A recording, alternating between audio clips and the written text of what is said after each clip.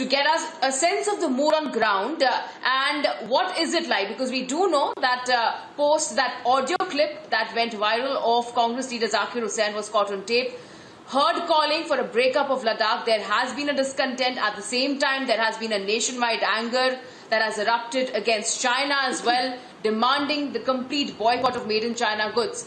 Shweta, over to you. Please take us to the details of what are you witnessing and what kind of atmosphere are you seeing around yourself.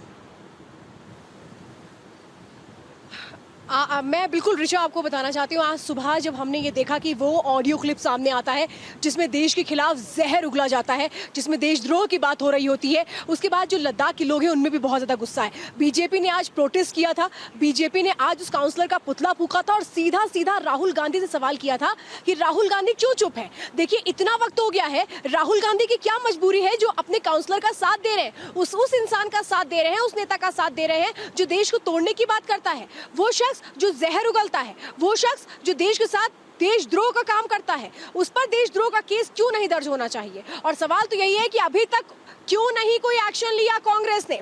Rahul Gandhi जो प्रधानमंत्री से तो सवाल पूछ लेते हैं कि आपने चीन के मामले पर क्या कुछ किया है वो बताइए, लेकिन राहुल गांधी को क्या खुद आप आगे नहीं आना चाहिए ये कहते हुए कि गलत बयान दिया गया है, क्या एक्शन नहीं लेना चाहिए कांग्रेस के उस नेता पर जो किस तरह से बेहूदगी के साथ देश को बांटने की बात कर रहा था, कैसे वो तमाम शब्दों का इस्तेमाल कर रहा था, वो शर्मसार थे।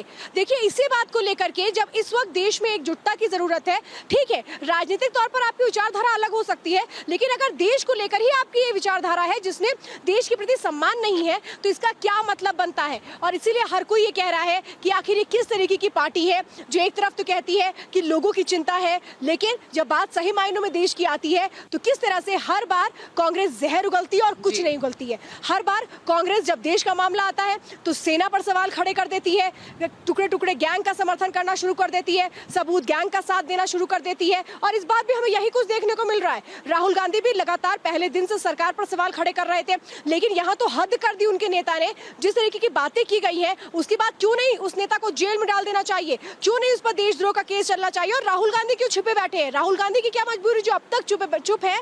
इस बात को लेकर लोगों में यहाँ जबरदस्त गुस्सा है। ऋचा,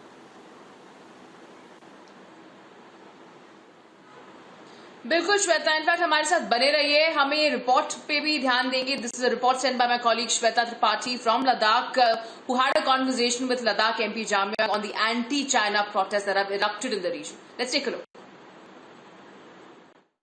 आपको दिखाती हूँ, यहाँ पर लद्दाख के सांसद भी पहुंच चुके हैं।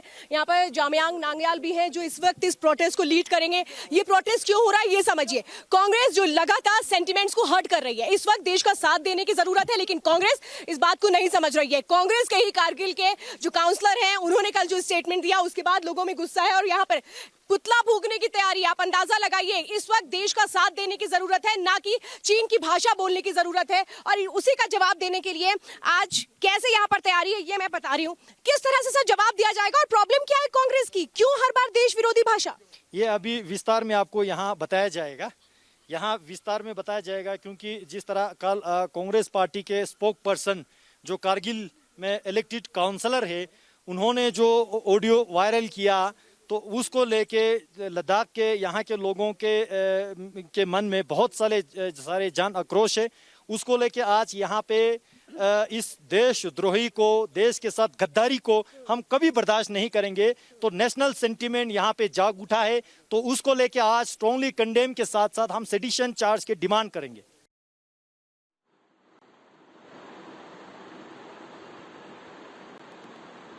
We go back to my colleague Shweta Tripathi, who's also joining us live from Ladakh. So Shweta, we just heard the minister in a way stating that there is a lot of anger amongst the people of Ladakh at a time when the entire country mourns and in a way is proud of our brave hearts who lost their lives at the line of actual control. We have certain parties like Congress leaders coming out and in a way trying to grow the anti-India sentiments. So what else do they really want? Because there is a nationwide anger against China already.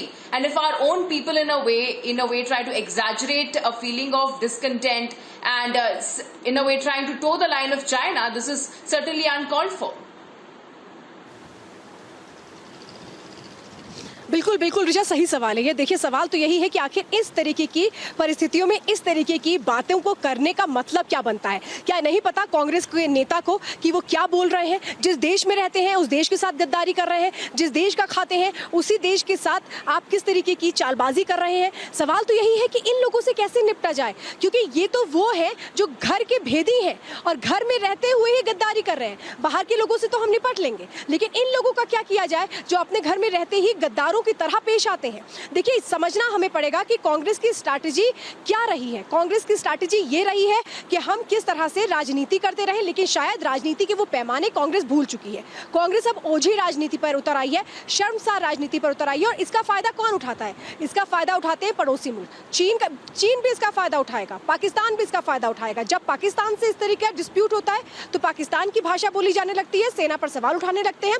और जब चीन के साथ इस तरीके का हमारा इस वक्त संघर्ष देखने को मिल रहा है तो कैसे चीन को फायदा पहुंचाने वाली भाषा बोली जा रही है। लेकिन सवाल तो यही है कि देश के लिए देश की भाषा का कांग्रेस के मुंह से निकलेगी, उस भाषा को बोलने के लिए जिसमें देश प्रेम हो, वो क्यों इतनी प्रॉब्लम होती है कांग्रेस को बोलने में? हर बार आप सवाल उठा देते हैं, लेकिन क्या ये नहीं सोचते हैं कि इससे सेंटीमेंट हर्ट होते हैं, भावनाओं को आहत पहुंचता है? क्योंकि देश है तभी हम सब हैं, तभी पॉलिटिकल पार्टीज हैं, और देश में ही ये पॉलिटिकल पार्टीज लंबे वक्त तक कांग्रेस राज करती रही है। ये कांग्रेस को सोचना चाहिए। तो जिस देश ने उसको इतना दिया, उस देश के साथ ये गद्दारी की जा रही है, उस देश को तोड़ने की बात की जा रही है। और ऐसे लोगों को तो कड़ा संदेश जनता को देना चाहिए, ऐसे लोगों को तुरंत जेल में डालना चाहिए। लेकिन मुझे ताज्जुब ये हो रहा है ऋचा कि अभी भी राहुल गांधी क्यों चुप बैठे हुए हैं, सोनिया गांधी क्यों चुप बैठे हुए हैं? क्यों उन्होंने कांग्रेस के इस नेता पर अभी तक एक्शन नहीं लिया? क्यों इसे पार्टी से अभी तक नहीं निकाला गया है? यानी कि ये तो ये दिखा रहा है ना कि राहुल गांधी सपोर्ट कर रहे हैं स्टेटमेंट को, कांग्रेस के अध्यक्ष सोनिया गांधी इस स्टेटमेंट को सपोर्ट कर रही हैं। क्योंकि देखिए, उनकी चुप्पी,